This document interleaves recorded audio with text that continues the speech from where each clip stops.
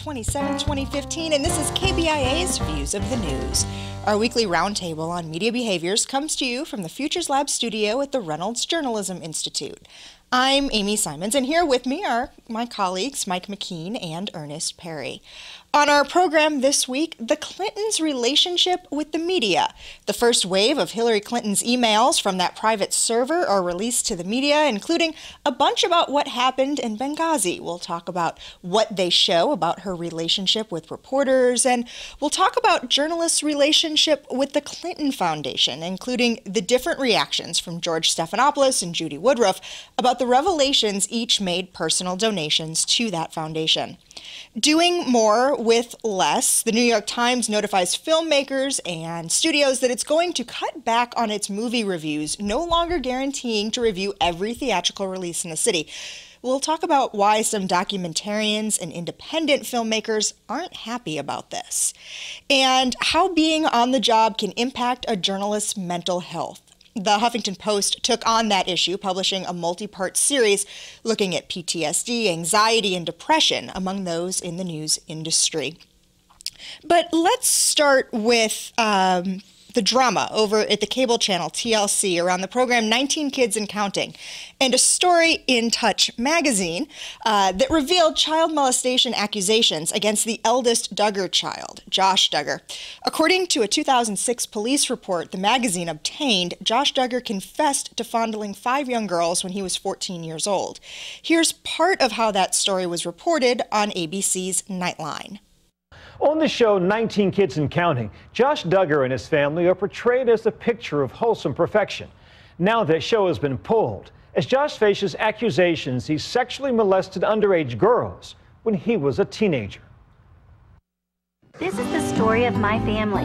We're the Duggars. For years, the Duggar family has been portrayed on their TLC show 19 Kids and Counting as a wholesome Christian family with old-fashioned values. All right, let's all hold hands here, okay? No TV, modest dress. This one for the double date. No cursing, and above all, no premarital sex. We decided that there was going to be no kissing before marriage. But now they are a family under fire after allegations surfaced their oldest child, Josh Duggar, had inappropriate contact with several underage girls beginning when he was 14 years old. The family presented itself as the perfect all-American Christian family. And all of a sudden, one of the most salacious things you could imagine, which is child molestation, goes in and people can't help but look. It's like watching a train wreck. It is kind of like watching a train wreck, and it's one I personally haven't been able to pull away from this week. Lots of people out there love the Duggars, and just as many, if not more, don't. And a lot of the talk this week has been quite critical of the family and of its beliefs and its actions. Interestingly enough, one of the voices trying to bring some balance to the conversation, gay rights activist Dan Savage. Listen to what he had to say to MSNBC's Chris Hayes. And the other thing I think to remember, and I've been following this on Twitter and online, there's, I believe, a discomforting expression of almost unalloyed delight on the part of some people that I agree with politically, people on the left, I'm on the left. We have to remember as we talk about this that 5 little girls, at least 5 little girls, were abused and molested, and there's nothing here to take delight in or to celebrate. Yeah, I 100% agree, and I also have seen that tone creep in some places and found it pretty gross.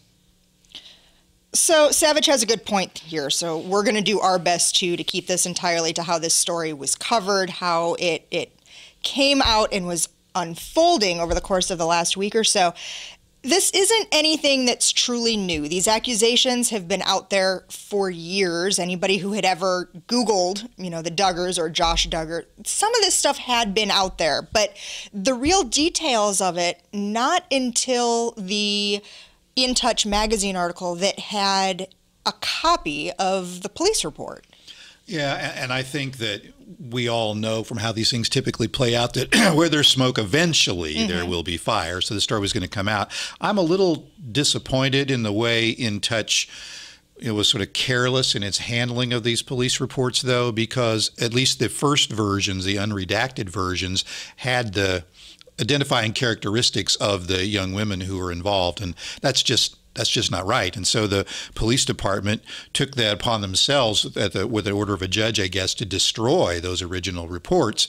And not that I'm in favor of destroying information, but that was irresponsible on the part of In Touch to publish that information the way they did. I think Mike is right on this. I mean, it's one of those things where even if you're going to present this as sort of new information, there's still some journalistic ethics that needs to be followed. And one of the things that we've talked about a lot on this program and others is that when you're talking about the confidentiality of children, then in this case, that should have been redacted. There was no need to put those names out there. This happened so many years ago, and now you're bringing it back up because he was 14, they were younger.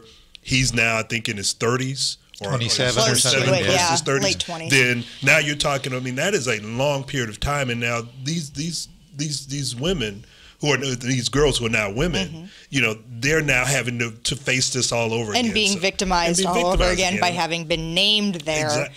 And there's actually a practice, too, within our profession that a victim of sexual assault, regardless if they are of age, if they are minors or not, that we wouldn't name them. So even if somebody was over the age of 18 at the time of an attack, we wouldn't necessarily name that person. No, you're absolutely right. Even though we, and I say we, I'm talking about we in the media, we violate that when it becomes part of the story, or we want to sensationalize it. And that's part of the problem I see here, is that the story is not about these women, it's about the Duggars and bringing out the issues that they may have in terms of, I guess, the contradictions in the lifestyle that we see on television and things that may have happened 14, 15 years ago. So since the Memorial Day weekend, here we are recording this program midday Wednesday. There could be, by the time this runs on KBIA during the dinner hour, additional advertisers who pull out. I believe at last count there were at least 3 or 4 who had stepped back, General Mills Cereal being one of them, saying that they didn't want to be furthering this telling of this family's story in the reality TV mode. TLC has, at least temporarily, pulled the shows off of the air from its main cable channel, yet they do still remain on the TLC website. They also still do remain on cable systems on demand programming options. So they are still out there in some way. It does seem like they're trying to hedge their bets a little bit to see if there's any possibility that this will blow over, but I have a hard time imagining that it will. I mean, basically child molestation, that's just about as low on the rung as you can go, and in terms of PR, that's pretty tough. And already they decided to let go Honey Boo Boo after the mother is hanging out with a convicted sex offender. So this is probably even worse than that. Well, and it's funny, and I kind of saw an article, Honey Boo Boo's mother, Mama June, spoke to TMZ over the weekend and said, and I don't know what this says when on some level Mama June is making sense, but she was protesting herself and saying, and I'm not sure on exactly what grounds she would do this, but saying, I'm going to sue TLC if they leave the Duggars on the air. He's one of the central characters on that program. He has admitted to doing this. The person that I'm involved with wasn't even on the show with me. This is an unfair thing to do. I think this has nothing to do with fairness or values, and it's all about a lawyer seeing an opportunity and a client seeing an opportunity. When TLC is weak, let's go get them. Yeah. And I think the other part to this is that you have advertisers who are basically saying, look, we don't want anything that's going to hurt our brand. And whether it's the Duggars or it's Honey Boo Boo or it's Duck Dynasty, because they had a controversy a couple of years ago, and now that show is sort of wavering. So, I mean, anything that causes these advertisers to go, whoa, hold up, this is going to hurt our brand, they're going to pull back, and then that's when the shows start to have problems. I think there are a couple other really interesting little media Can we talk angles about to this too. Mike Huckabee next, actually, was the one I was thinking of specifically. This family is very, very heavily politically connected. And as you know, every conversation, I think every show we're gonna be doing and sitting here for the next year and a half, we're going to be talking about that 2016 presidential race. Mike Huckabee, candidate for president on the Republican side, standing behind Josh Duggar and his family through this and saying, as reprehensible as some acts might be, we need to forgive people and move on. And I'm not sure, at least in the sort of primary season, that actually hurts him. One, he's from Arkansas. They're from Arkansas. He's talking about forgiveness. I think it's a way for him to stand out from the crowd. So it may not be all that valuable to Huckabee later, but now it probably isn't hurting him. Yeah, right now it's not hurting him because, as Mike said, this is the primary season, and he is one of 20 candidates now. So many that they're having multiple tiered debates. So I mean, you're trying to basically stand out from the rest of the candidates, and not to say that this is one way to do that, but to basically abandon the Duggars at this time would not sit well with his constituency. Maybe one of those bad attention, maybe better than no attention. Yeah, exactly. No and the Duggars showed up and spoke at Huckabee events, so it's not like he can turn them aside the way some of the other candidates might be able to. What was another one of those storylines maybe that you had on the list? This whole police report and investigation comes out based on somebody sending anonymous information to Oprah Winfrey several years ago when she was considering doing a special about the Duggars. And so there's an interesting media angle because Oprah's people turned the information over to law enforcement. And that was after somebody had caught wind who knew the family, had gotten in touch with producers at the Oprah Winfrey Show and said, hey, don't run this. Here's what you need to know about these people. And here's the part that I don't understand. If TLC knew about this, why would they jeopardize their overall brand to put this family on? I mean, and yes, they've been out there for a while. They've brought tons of publicity, tons of profit to TLC because of what they've done. But now that's put that brand in jeopardy because of what's come out now. I mean, and I'm not trying to defend TLC. I mean, to me, it's hilarious that it still stands for the Learning Channel when there's not a whole lot of learning going on there. Right. Well, except maybe learning about how not to behave in public. But I have to say, NBC News and CNN and everybody else are all over this Duggar story because they know when they see the ratings opportunity, they're going after it too. Well, and NBC is in kind of a strange position here. NBC being responsible for producing through the Peacock Productions, which is an offshoot of NBC and NBC News, being responsible for producing some of the specials that have gone on here a couple of weeks before the allegations became as widespread and as public as they are now. Erica Hill sat down with the family and did an hour-long special interview program with them and has since been doing a lot of the follow-up reporting and in that position of having to disclose that in every single segment that, oh, by the way, we're kind of part of this too. Well, and that's the reality that we live in the cross-promotion and the cross-ownership of various studios and various production houses. So, I mean, this is the reality we live in. We just spent 13 minutes talking about it. that we did. So what do you say we talk about a couple of other things that are going on this week? There have been some media ownership changes as we're talking about some of that cross-promotion and ownership. Univision announced it's buying The Root, an online outlet covering news, opinion, and culture targeting the African-American community. Univision execs say they want to beef up their online offerings and build a more diverse audience. And it hasn't been that much time since we found out that Comcast Time Warner merger was going to fall apart. Well, now we've got word that Charter Communications is coming in to buy up Time Warner and Bright House. The new company would provide cable and internet to some 23 million American homes.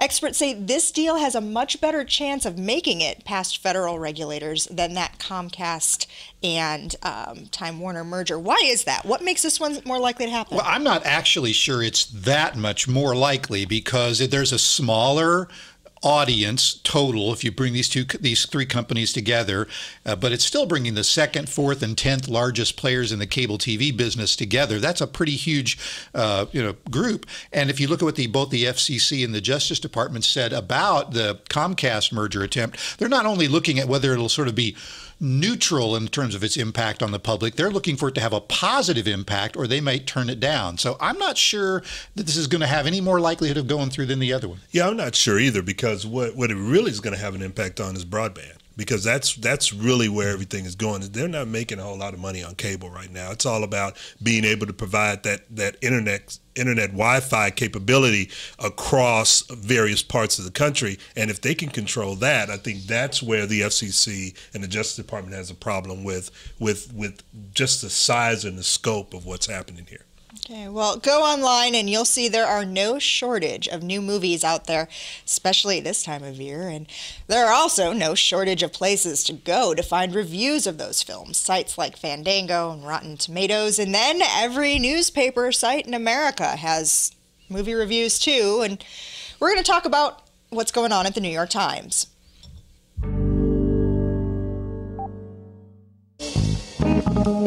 This week's movies: Aloft, The Farewell Party, and Tomorrowland. So this weekend, the Times had 3 films in that video wrap.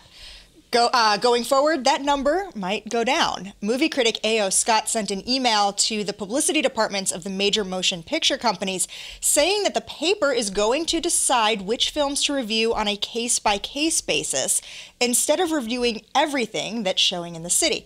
His email said there are just too many movies opening each week in order to keep up. There are only so many films that a single person can go out and review in a week. It's just time runs out. But there are a lot of people really unhappy about this. Well, you do have some of the independent producers, documentary producers, who are worried that the Times will no longer get around to reviewing their movies. I don't really know that they should be worrying as much as the folks that are going creating these cheesy, video on demand or direct to DVD movies that should be worrying about it, because the New York Times is probably going to continue to review those movies that they think are interesting or popular. And so if you've got a good documentary or indie film, my guess is you're probably going to get reviewed, and some of those other folks won't be. I think it just goes back to the glut of movies that you have coming out, be they short films, be they good documentaries, be they pretty crappy documentaries. You just don't have enough time, and you don't have enough resources to go and look at all of these things and write reviews about them and be able to put them out there in a way that actually helps your audience and not the Oscar voters and that sort of thing, because I think that's where a lot of the pushback is coming from. And that is, it seems like it, that this could hurt certain filmmakers' opportunities to become Oscar eligible. But the reason is that the Oscars themselves, the Academy of Motion Picture Arts and Sciences, decided as a way to try to rein in what qualified as a documentary or a film to say it must be reviewed by either the New York Times or the Los Angeles Times for it to count in that category. Well, the papers decided they were going to be part of those judging criteria, so the folks at the Academy are going to have to come up with some different set of rules. But frankly, that's exactly what caused the problem, at least according to some of the folks at the New York Times. Folks would come into New York, they'd rent the cheesiest low-rent theater, show a movie for a week or whatever the minimum was, and then go straight to video on demand or DVD, and that's how they get enough publicity, by getting that review to prop up their sales. Yes, to me, it's just one of those things where, this is the New York Times basically saying, look, we can't be all things to all people. We've tried to do that for a long time. It's not working for us. It doesn't fit with the model that we want to create going forward. So we're going to pull back. Okay. The State Department released close to 900 pages of emails from Hillary Clinton's time as Secretary of State, detailing how she and the agency handled the terrorist attacks in Benghazi and how she handles relationships with close friends and advisors. There were a lot of them, and there are a lot more coming over the course of the next year to year and a half, that people at the State Department are saying it's going to take that long to sift through the documents to make them public. Some of them had very lighthearted, joking, jovial tones. Some of them had some pretty heavy stuff in there. Well, I think part of this is, this box opened up when President Obama decided that he wanted to keep using his BlackBerry. And now you have all types of politicians, you have diplomats, that sort of thing, are using those, and they're all open to freedom of information. And the fact that what happened with Benghazi now has brought to light that the Republicans are saying, well, what about these emails? What's going on here? And we want to see those. Now it's opened up everything. And the question becomes, as reporters sift through through all these emails, what are they going to find? Right now, they haven't found much of anything. There's no smoking gun that supposedly was there, at least not yet anyway. The only really sort of seriously, quote, damaging thing that I saw from the email so far has been how Sidney Blumenthal, a friend and a former employee of the Clintons who has worked for the Clinton Foundation, who has worked for some companies that were trying to get business in Libya, was giving private back channel intelligence to Hillary Clinton while she was Secretary of State. That could be damage to this whole question of whether or not Hillary Clinton is truthful or trustworthy or whatever, but I don't think this individual case or these emails by themselves are going to really make a difference in the end. And I just have to say, can I just audibly sigh when I say this is going to be a serious topic, it's going to be a frequent topic, and it's going to become a rather tiresome topic before November 2016, the whole relationship between the media and the Clintons. We have to talk about it, but I'm not always thrilled to have to talk about it. I'm in the same camp. I'm not thrilled to talk about it, mainly because there's a relationship between, there will be a relationship between whoever the Republican candidate is and the media, be it the right-wing media, left-wing media, whatever you want to call it. There's a relationship between politicians and the media, regardless of who it is. And it's mainly because it's the Clintons, and the Clintons are linked with the liberal media that we have this. Okay, then, since you have both made it really clear to me you don't want to talk about this anymore, one last thing I do want to bring up, though. Over the course of the last week and a half, 2 weeks since we weren't here last week, this idea of George Stephanopoulos giving all this money to the Clinton Foundation, okay, fine. It's been out there. Everyone's talked about it. The thing we haven't heard people talk about a whole lot, and I'm interested in, was Judy Woodruff's reaction to the PBS ombudsman who gave her a hard time for having donated $250 to the Haiti Relief Fund, which was part of the Clinton Foundation immediately following the 2010 earthquake in Haiti, that devastating earthquake. And her response, after being called out publicly by the ombudsman for doing this, was, wait a minute, back up, that's not fair. I was inundated with all of these images, with all of these pleas for help. My humanity crept in there, and I was told that was going to be the fastest, most expedient, easiest way to get actual relief to the people of Haiti was to donate to that specific fund. What did I do wrong? I hear what she's saying. I disagree with her. I think there is a clear standard that we have to avoid the perception of conflict of interest, whether that's real or not. And I think she would have been smarter not to have done that. She could have given to other groups that were providing Haiti relief that didn't involve politics or the Clintons. Okay. On the other hand, I think it speaks a little bit to the integrity or in the reputation for integrity that Judy Woodruff has, that most people are kind of giving her a bye on this one. Stephanopoulos, I mean, first of all, she only gave $250. Stephanopoulos gave $75,000 over the course of 3 years or whatever it was. But I think it also says something about the way they reacted. Woodruff really thinks that there's nothing wrong with what she did. It was a little bit of money. It was specifically targeted to relief. She gave it immediately after the earthquake. Okay, I don't think it's the right thing to do, but I can buy her argument. Stephanopoulos, on the other hand, is basically saying, well, I thought it was a public record, but after thinking about it, then he gave the lawyerly response. And ABC News is apparently doing nothing about it except contemplating taking him off of presidential election coverage, which is the least they could do. Well, I think you're absolutely right when it comes to George Stephanopoulos. I mean, he could have been much more forthright about what he did, when he did it, and why he did it, and not have to wait. And for how long he was doing it. It's really indefensible. That's true. I mean, it wasn't until somebody... This wasn't a one-time deal. No, it wasn't until somebody said something that he said, oh, yeah, by the way, yeah, I did do this, and I did it over this course. I mean, that's the problem I have with it. But... looking at what Judy Woodruff did, I think that what we're seeing here is that when you have politicians or former presidents or senators, whatever, who are connecting their philanthropic organizations with actually helping people, we're going to run into this. Are we going to get to the point where journalists can't give money to these organizations because of what they're connected? And Mike, you're right. I mean, there are tons of other organizations they could give to, but you know, a journalist isn't really thinking about how is this connected to this, how is this connected to that. They're just picking up the phone and making a donation. But I have to say, and I am not faulting any of the work that the Clinton Foundation does. What I'm faulting these large media companies. It wasn't just, Stephanopoulos and Woodruff. You have large media companies giving lots and lots of money to the Clinton Foundation.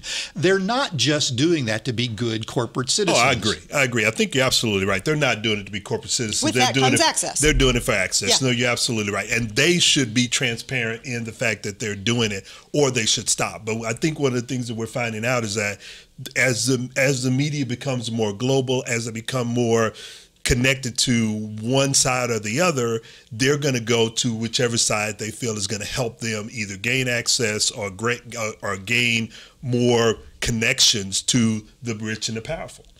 So, one of the things that Judy Woodruff said she was moved by were all of those graphic images and stories coming out of Haiti at the time of that earthquake. Well, the past week or so, there has been a fascinating series in the Huffington Post about the mental health issues that are emerging in American newsrooms. Field reporters developing post-traumatic stress disorder upon returning home from Iraq and Afghanistan, just like the troops that they're embedded with. Producers and editors developing anxiety and depression after looking for hours on end at the same very graphic images that we warn our audiences against before we put them on the air. We've linked to that full series on our links blog, and I invite folks to take a look at it. This is a real thing, and it's something that here at the School of Journalism we're starting to think about how we can teach our students early on in their careers how to engage in self-care and to begin to protect themselves against this before they head out into... A couple of things that I really found interesting about the series. One is that all journalists are susceptible to the effects of trauma, and that frankly some of those journalists who see images secondhand, right, but see them frequently enough, might be more in danger than those hardened conflict reporters who are out there and kind of get a thick skin or desensitized to all of it. So we need to be thinking about how to prepare all street-level journalists, or even editors in the office, how to deal with this. I've spoken on this program before about what it was like to cover 9/11 from the inside of a control room in a television station in Chicago. And being on the air for 63 hours, it took me weeks, if not months, to even begin to process what had happened. I started reading the pieces in Huffington Post and had to stop because I was a police reporter for a long time, and I started to think about some of the things that I saw as a police reporter: homicides, kids being hurt and injured, both their fault, their parents' fault, someone else's fault. And so I had to stop. I hadn't picked it back up again, but I'm going to try. But I think this is definitely something that we as journalism educators have to really address while our students are learning how to be good journalists. And as you suggested, we actually did just approve a course that's going to be offered to our students as an elective opportunity to learn more about this. But I also think that the media itself is going to have to do a lot more in terms of counseling. I mean, we don't really look at it. It's just, it's not a part of the culture of You're journalism. told on the first day of work when you're handed your HR materials, oh, and there's the telephone number for employee assistance, but you never know to use it again. Right. Before we go, a quick update for you. You may remember the story of Dave Benton, the Champaign, Illinois news anchor who went on the air and told his audience about his bout with brain cancer. Well, WCIA announced yesterday he lost that battle. Dave Benton was 53. I'd like to thank you for being with us this last half hour. Our thanks to RJI's Travis McMillan for directing today's show, and to Pat Akers for running the audio for us. I'm Amy Simons. Be sure to join us again next week when we're back with you for another edition of Views of the News.